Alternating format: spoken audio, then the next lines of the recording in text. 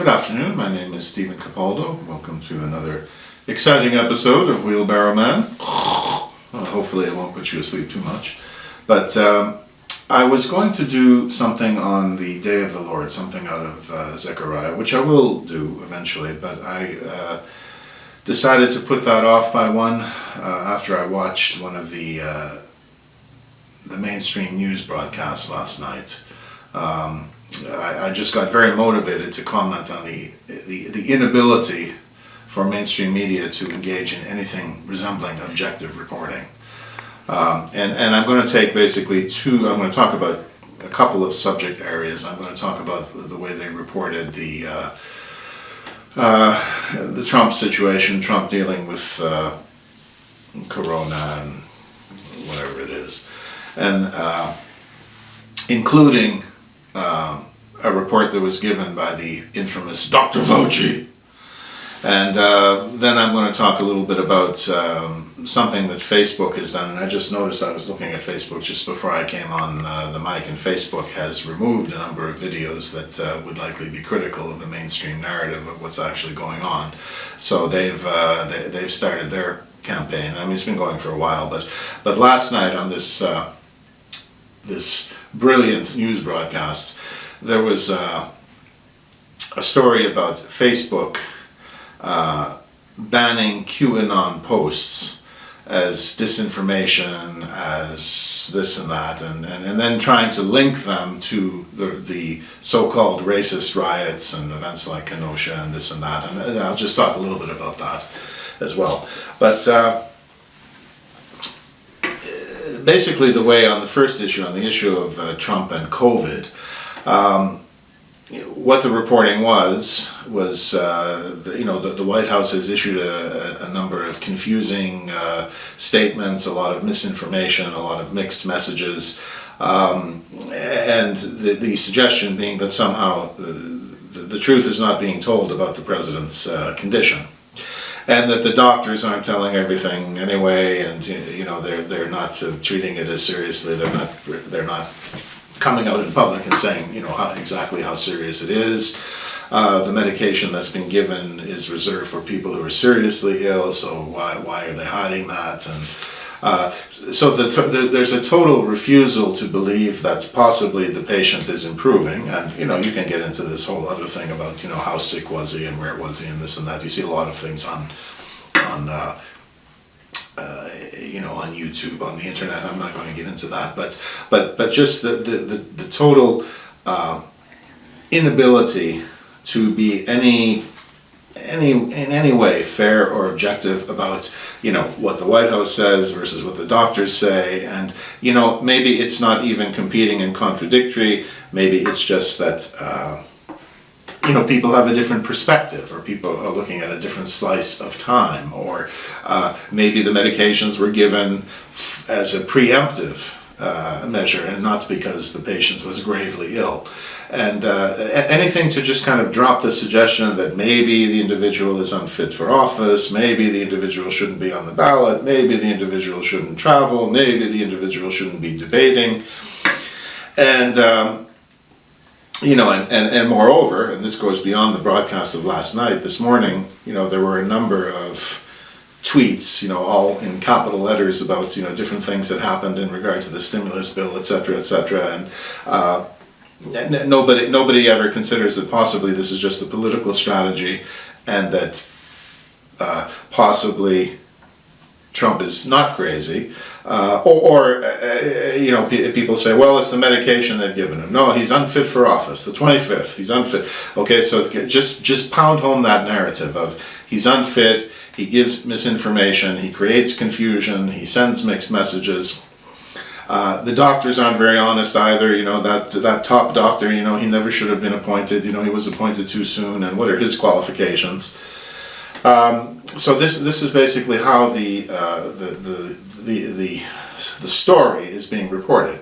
Now, it does no good to argue that if only mainstream media could be convinced that they really need to be a little more balanced, a little more objective, a little more fair. That's not even the point. The point is that the mainstream media needs to protect their criminal masters. corrupt officials, pedophiles, whatever they are, but they need to protect these criminals that are running the world. So that's why they do what they do in the mainstream media. And if somebody thinks that that's conspiracy, okay, I guess we'll see. If somebody thinks I should be banned or die for making a statement like that, okay, we'll see. But really what I find in the reporting is that the mainstream media, they don't give you the facts and you figure out what you think. They give you the conclusions. Like they say, so-and-so tweeted falsehoods about COVID. That it's similar to a flu or cold or something like that. Okay, well you've concluded, when you report that way, when you make a choice to report that way, you have concluded what is true and what is false. You don't let the listener decide what is true and what is false. And I know it's like talking to a brick wall, trying to talk to anyone in the mainstream media. They've got it all, the narrative is all charted out, and anyone that says anything is a stupid and a conspiracy nut and wearing a tinfoil hat. I understand where you're coming from, and I understand why you're doing it. I do, I really do. I worked for an organization that has not brought glory to itself. I worked for an organization like that for a long time, and even more than one organization that have done no great service to humanity, but where the elites of the organization did a great service for themselves, but not to other people, not to real people, truly suffering people. So I understand where you're in that situation sometimes where you want to do good, but you have to protect the bad guys. Otherwise you can't even be in a position to do good. So I'm not totally unsympathetic to the mainstream media, popularly now dubbed as fake news, but the point is that you're still protecting the bad guys, you're still protecting criminals, you're still protecting gangsters, you're still protecting pedophiles, corrupt officials in government, in politics, in business. You're still protecting them. And you're doing it by weaving this narrative of deceit, even if it's not outright lies. There may be some outright lies, but certainly deceit and twisted statements and twisted thinking and illogical thinking and not giving the other side of the issue. This is what you do. And I understand, if you're an anchor of one of these nightly news broadcasts, you're paid very well to do it. You might make 10 million a year to do it. So, okay, so you have to decide. I mean, is that 10 million worth your life, who you are, right? But anyway, this whole style of journalism where you give the conclusion to the audience, you don't give them facts and let them draw their own conclusions, like tweeting falsehoods. Now, when someone says that COVID is like the flu or a cold, what does that mean? Well, I understand the mainstream media could not be bothered actually trying to explain what that means. But if you look at the survival statistics of COVID, what are they? We know what they are. We know that they're very, very, very high, and that the death rate of COVID is not dissimilar to a seasonal flu or seasonal cold death rate. That's what that means. But I understand that's too intellectually challenging for the mainstream media to put that before people and let them draw their own conclusions. Much better to say, someone is tweeting falsehoods about COVID. No, your job is to report the facts. If you want to get one of these opinion journalist shows and say, okay, I'm a conservative, I'm a liberal, whatever, then you go do that, and that's fine, and you announce yourself that way, and then we understand that your perspective is going to be that. But when you announce yourself as a mainstream, down the middle journalist, and you report crap like that, you're not doing your job. I understand, $10 million, you're protecting the bad guys, you got to do it, you got your family and this and that, you got to feed your own family, put food on the table. We've all been there. When does it stop? When do we develop a backbone? When do we grow some balls? When do we grow a spine? When do we start calling things by their name? There was also reporting in that broadcast last night that the White House pulled out of the COVID stimulus talks. No attempt to give a reason why the White House pulled out. And it's the same old thing. It's that there were things in the bill. This is the way Washington legislates. They put things in the bill that have nothing to do with the main point, and it's called a poison pill. You make it so unpalatable that the other side couldn't possibly go through with it because it compromises what they're trying to do too much. And so, if the side that proposes all these extra things is going to stick to all those extra things, then the other side has to say, well, sorry, well, we're just going to have to wait and see. It's negotiation. But mainstream media doesn't explain that. Mainstream media says that one side pulled out, so that side obviously is wrong. That side obviously is lying and deceiving and doing this and doing that, to pull the wool over your eyes, and is on a power trip and is crazy, and they're giving him all kinds of medication, so he's unfit, bring in the 25th to get rid of the 45th. That's the way it goes, because I have to protect my corrupt bosses. That's what I have to do. And then, horror of horrors, Trump got up on the top there, I don't know what you call it, the portico, the top of the stairwell, and he looked at everybody, how he looks out at people, and then he took off his mask. He took off his mask. Can you believe that? I mean, you couldn't see anyone in the camera shot near him. No, nobody. I mean, the closest person must have been 20 feet away, but he took off his mask. And you don't get any kind of objective reporting. Like, I think certain vulnerable people and certain vulnerable populations, it would be good to keep a distance and wear a mask. I see a use for that. I see a use for that. But the mainstream media, you're so hypocritical that you cannot admit that even scientists disagree on the effectiveness of all of this, and that when you force everybody to do it, when not everybody will benefit from it, you're too hypocritical to admit that the issue then is not health, it's control. That's the issue. When you force people to do things knowing that it doesn't benefit a lot of people, some people it does, and they should. They should maybe do these things. I wear a mask sometimes.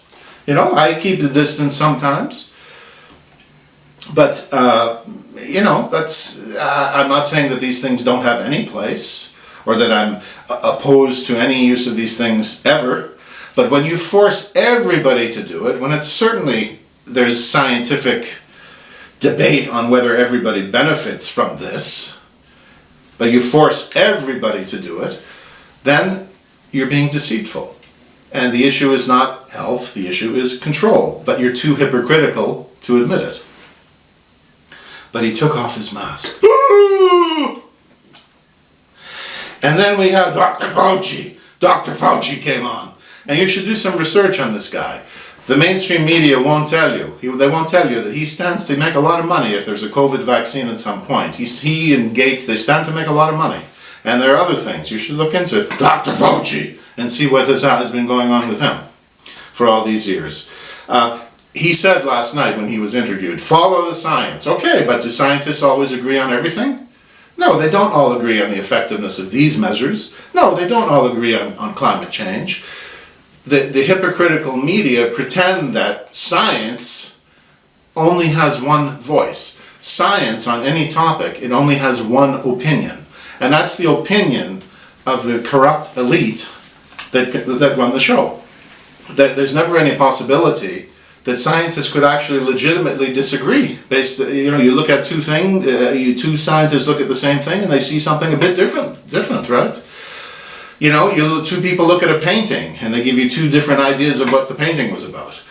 Or they watch some show and they come up with different conclusions about what happened. Who did this, who did that, what does it mean, what's the significance of it. So to say follow the science as though there are never any disagreements, legitimate disagreements among legitimate scientists, it's shallow, it's superficial, it's hypocritical reporting. It's not even reporting, it's very deceitful.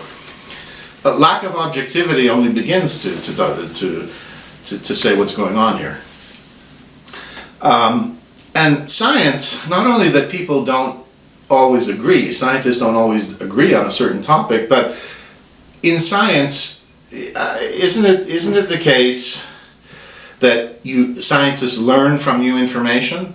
So if I'm a scientist in some area on a certain topic, my viewpoint this week or this month, it might change next month because I have some new information. Isn't that the normal flow of science? Do we have to have this one narrative that doesn't change no matter what? No matter even if there are different opinions, no matter even if there's some new information that enters into the equation? But no, we have to follow the science. And the other thing that Dr. Fauci said, that there would be no vaccine before the election. He probably regrets that because he stands to make money if there is. But Trump has been saying, well, there will be a vaccine. Well, okay, so they have different perspectives on that. So, rather than say this one's lying or that one's lying, okay, they have different viewpoints. Some think it will be ready, one thinks it will be ready, another thinks it won't be ready.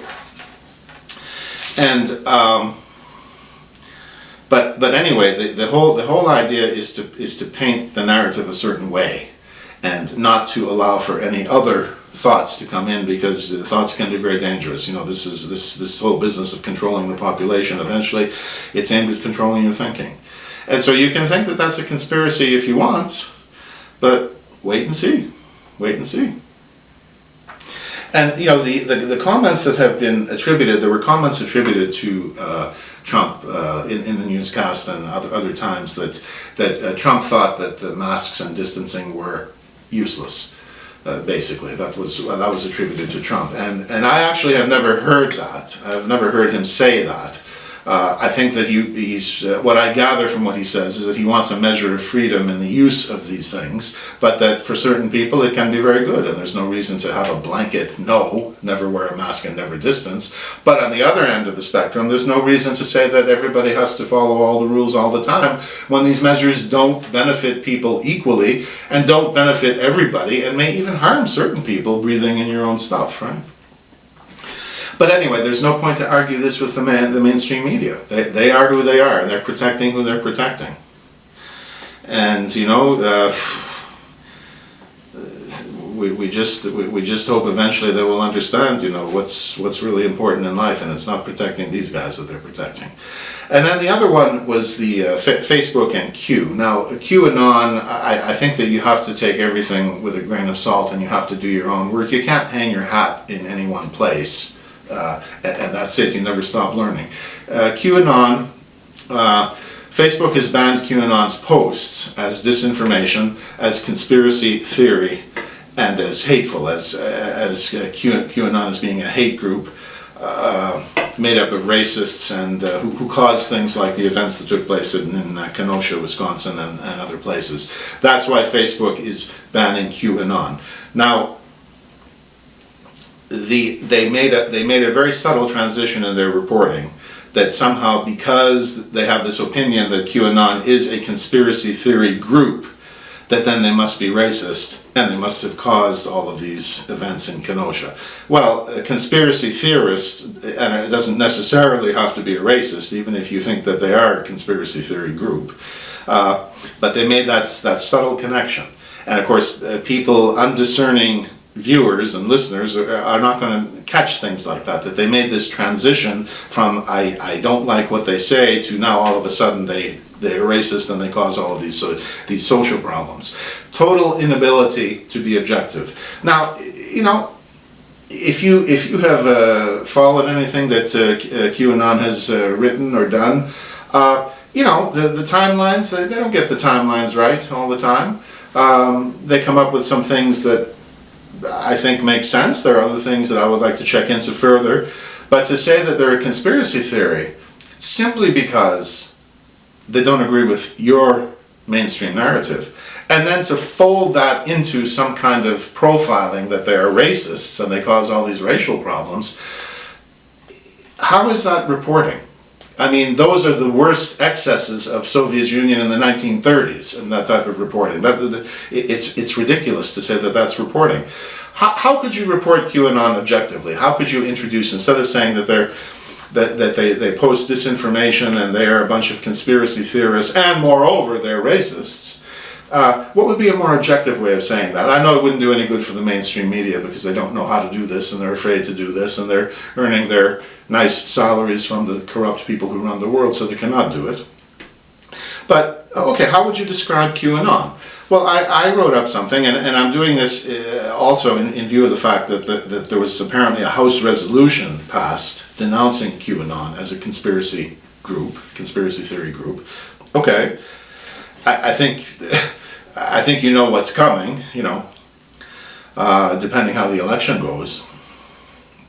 But if you wanted to really report what QAnon is, well, it's a private research group. I mean, I would write something like QAnon is a private research group seeking to expose what it views, I'm not saying it is or it isn't, I'm saying what it views as abuses and crimes by high-ranking political, government, and corporate officials. Now, if you reported that, if you gave that as a definition of QAnon, that would be fair. They're a private research group seeking to expose what they view, or it views, so you're saying it's their opinion, we're not saying it is or it isn't, as abuses and crimes by high-ranking political, government, and corporate officials. And then you say what their allegations are, and what's the evidence for those allegations, and then you would have some kind of an objective report. But simply to denounce them as disinformation and conspiracy and hate and racist and causing riots and this type of thing, how do you make all those connections, and what's your evidence for that? And again, you're giving conclusions to the audience instead of giving them objective information and letting them decide. And now also banning free speech. Banning free speech. It's not only QAnon posts, as I was saying before I came on mic. There's a bunch of videos, another 2 or 3 videos that I wanted to take a look at before I started speaking, and somehow they mysteriously were not available. And all of them had that one thing in common, that they were against the mainstream media narrative. So, go figure, right? Just saying.